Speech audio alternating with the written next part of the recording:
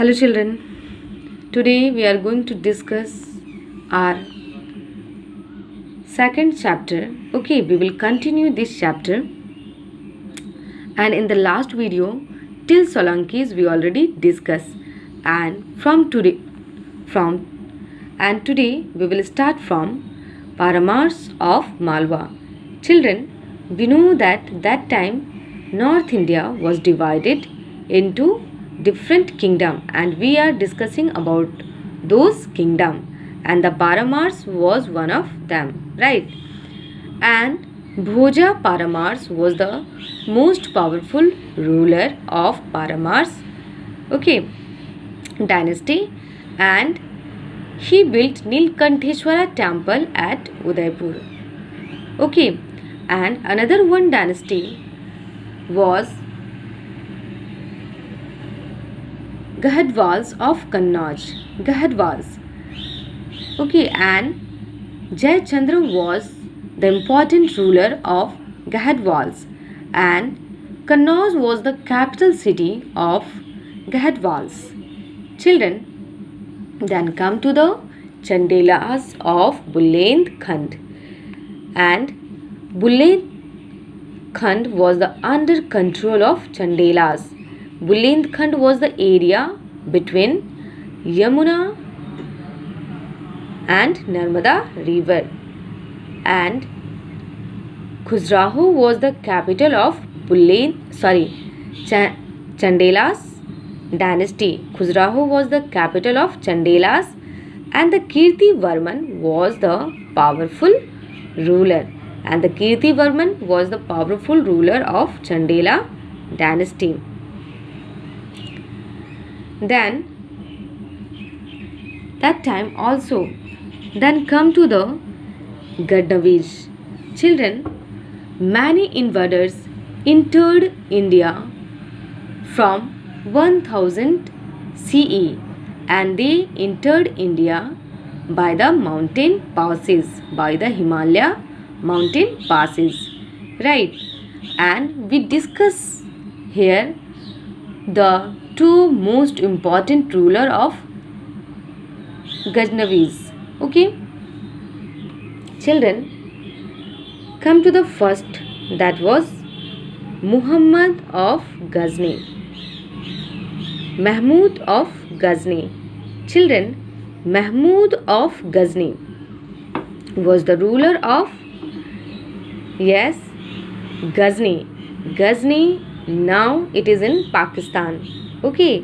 Mahmud was the ruler of Ghazni, and Ghazni now it is in Afghanistan. That means he entered India from Afghanistan.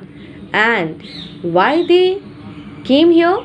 Children, Muhammad of Ghazni heard many things about the wealth of India, and he needed a large army to make Ghazni powerful kingdom, and he wanted a large army to make their kingdom powerful in Afghanistan. So he decided that he rid India, and so that he attacked India, and between 1000 to 1026 Muhammad invaded India 17 times. Between 26 year he invaded India 17 times, okay. And then he rid India.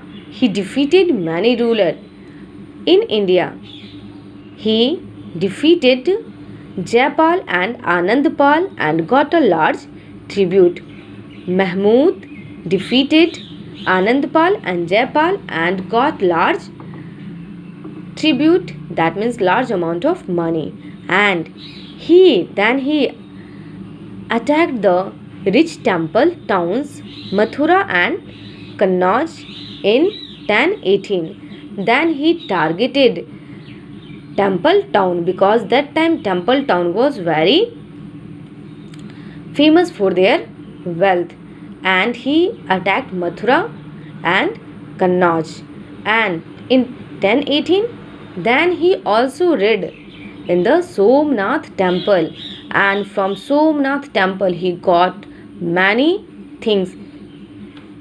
The Somnath temple was stripped of all its wealth, and he rid Somnath temple and he collect all the booty from the Somnath temple, and then he carried away all the booty of the Ghazni, where he built a mosque, library and museum. And after the raid of India, he returned Afghanistan, and where he made mosque, library and museum.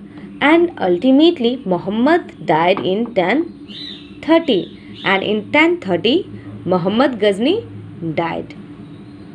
That was the story of Muhammad of Ghazni. And after Muhammad of Ghazni, one most important ruler, came India, that was Muhammad Ghori. Come to the next, that is the Ghoris. Children, like Ghazni, Muhammad Mahmud of Ghazni, Muhammad Ghori was the ruler of Afghanistan, and like Ghazni, Ghor was a small kingdom in Afghanistan, and like Ghazni, Ghor was also a small kingdom of Afghanistan. That means both Ghazni, Muhammad of Ghazni and Ghoris came from same land. And Muhammad of Ghazni, Mahmud defeated the ruler of Ghor and had made him his vassal. And Muhammad of Ghazni defeated the Ghor ruler, right, and made Ghor ruler their slaves. But after the death of Muhammad Ghazni, he died in 1030. After the death of Mahmud of Ghazni, Ghor become independence, and that time Ghor ruler was Muizzuddin Muhammad. Muizzuddin Muhammad made Ghor independent after the death of Muhammad Ghazni. And then come to the Muhammad, and Muizzuddin Muhammad, also famous in history, Muhammad Ghori. Come to the Muhammad Ghori in detail. Children, Muhammad Ghori was most ambitious ruler, and he attacked India, but not for raid. He wanted to create an empire in India, so that he invaded India, and in 1175 he conquered Multan. Then in 1119 he conquered Punjab, and that time Punjab, Delhi and Ajmer, Delhi was under control of Prithviraj Chauhan. So that's why Muhammad Ghori and Prithviraj Chauhan clashed to each other at the place of Tarai. So that's why it is known as the first battle of Tarai, and it took place in 1191. Muhammad Ghori defeated by the Prithviraj Chauhan, and in this first battle of Tarai, Prithviraj Chauhan defeated Muhammad Ghori. But after 1 year, in 1192,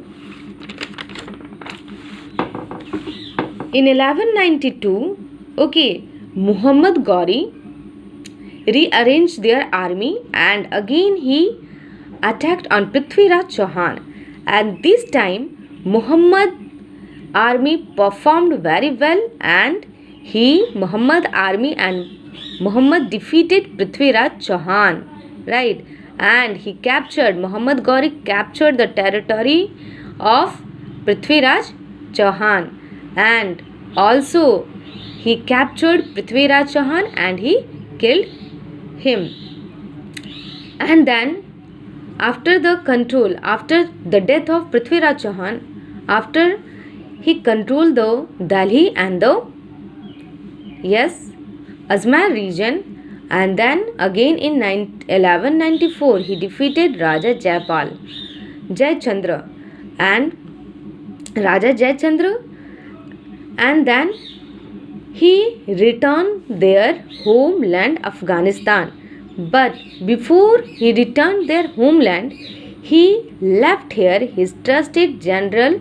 Their name was Qutbuddin Aibak, and we will discuss about Qutbuddin Aibak in the next chapter in Delhi Sultanate. And children, that was the start, and from here Muslim ruler start their journey. And till 1857 India was under control of Muslim ruler, and Prithviraj Chauhan was the last Hindu ruler who ruled over Delhi.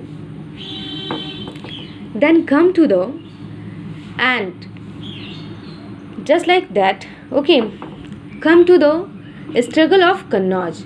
Children, struggle of Kannauj also very important in the medieval history. And in struggle of Kannauj, three rulers were there. Three rulers were engaged. Okay, and struggle of Kannauj is also known as tripartite struggle in history, because three kingdom involved in the struggle of Kannauj, and that was they were the Palas, the Gurjara Pratiharas and the Rashtrakutas. The Palas, the Gurjara Pratiharas and the Rashtrakutas. Okay, these three rulers kingdoms involved in the struggle of Kannauj, and so struggle of Kannauj is famous in history as the name of tripartite struggle. Clear? Come to the Palas. Children, that time Kannauj was very important city and it is famous for their wealth. And now Kannauj, it is 80 kilometers away from Kanpur. It is here Kanpur, and all three rulers, these Palas, Gurjara Pratiharas and the Rashtrakutas, wanted to control on the Kannauj. And come to the Palas dynasty. Okay, Palas controlled over the area of Bihar, Jharkhand and West Bengal. Gopala was the first ruler of Pala dynasty. Then its successor was Dharmpala and the Devapala. They were very powerful, and they were the followers of Buddhism. Okay, Pala dynasty, you can see here, Pala ruled over the area of Bihar, Jharkhand and West Bengal, and the Gurjara Pratiharas belongs to the area of Gujarat, Rajasthan and the most of the north part under the control of Gurjara Pratiharas, and Kannauj was also under control of Gurjara Pratiharas, and Rashtrakutas was the ruler of Maharashtra, and Palas and the Rashtrakutas wanted to control on Kannauj. So that's why these three dynasty always 200 years they clash to each other. Okay, and so that they become weaker. Come to the Rashtrakutas.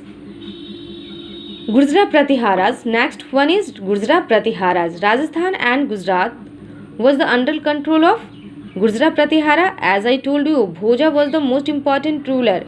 Kannauj was the capital city of Gurjara Pratiharas. And then in 1018, Muhammad of Ghazni defeated the Pratiharas ruler, and Muhammad of Ghazni, which we already discussed, he defeated whom? Gurdra Pratiharas. Then come to the Rashtrakutas. The Rashtrakutas rose in the power in 8th century under the Danti Durga. Krishna first and the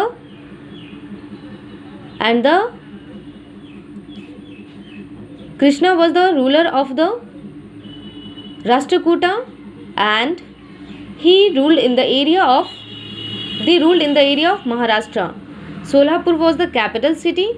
Okay, and Rashtrakuta fought against the Palas and the Gurdra Pratiharas in the north, and in the south they clashed with the Palas, Pandyas and the Cheras. Children, Rashtrakutas wanted to control over the Kannauj, so he always clashed in the north Gurdra Pratiharas and the Palas, and as well as in the south he wanted to control of whom? Palas, Pandyas and Cheras. Okay, Pandyas, Cheras and Palwas. So he also clashed with the southern ruler as well as in the northern ruler. So Rashtrakuta became very weak, and ultimately he overthrown in 10th century, and Rashtrakutas ruler built Kailash temple at Ellora and Elephanta cave in Maharashtra. Thank you.